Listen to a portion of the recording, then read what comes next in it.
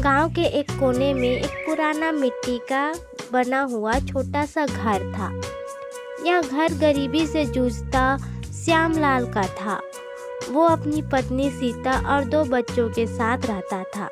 घर में ज़्यादा सुविधाएं नहीं थी। छत टपकती थी, दीवारों में दरारें थी, लेकिन फिर भी घर खुशियों से भरा हुआ था। श्यामलाल दिन भर खेतों में मेहनत करता और जो कुछ कमाता उसी से परिवार का गुजारा होता था।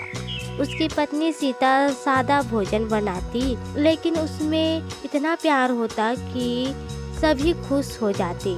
उनके बच्चे मोहन और गुड़िया फटी पुरानी किताबों से पढ़ाई करते, लेकिन उनके सपने बहुत बड़े थे।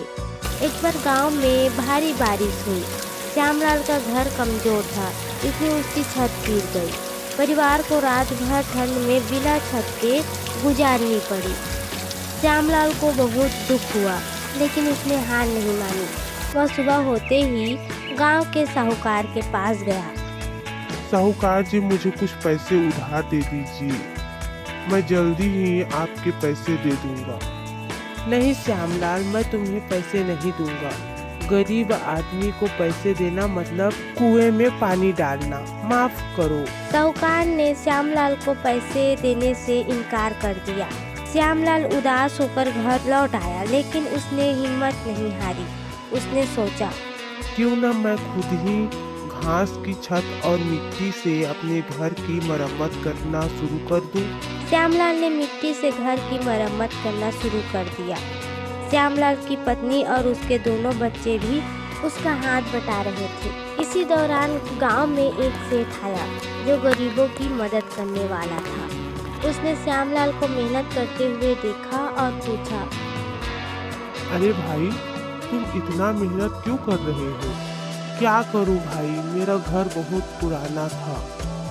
पिछली रात के आंधी तूफान में छत उड़ गई और साथ ही दीवार भी गिर गया। इसी की मरम्मत कर रहा हूँ। तो तुम दूसरा घर बना लो। घर तो बनाना चाहता हूँ, बल्कि इसके लिए मेरे गांव के साहूकार से मदद लेने भी गया था, पर उन्होंने मदद करने से इनकार कर दिया। अब मैं खुद ही घर की मरम्मत कर रहा हूँ। सेठ उसकी ईमानदारी और मेहनत से प्रभावित हुआ। उसने श्यामलाल को कुछ पैसे दिए और कहा, ईमानदारी और मेहनत से बड़ा कोई धन नहीं है। यह पैसे लो और अपने घर को ठीक करो। श्यामलाल ने उन पैसों से घर की मरम्मत करवाई। अब वह पहले से ज्यादा मजबूत था।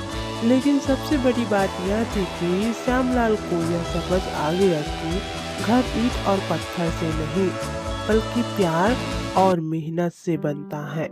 उसका घर गरीब था, लेकिन वहाँ खुशियाँ अमीरों से भी ज्यादा थी। सच्चा घर वह होता है जहाँ अपनापन और प्यार हो। हमारी कहानी पसंद आई हो तो लाइक, कमेंट और सब्सक्राइब करें।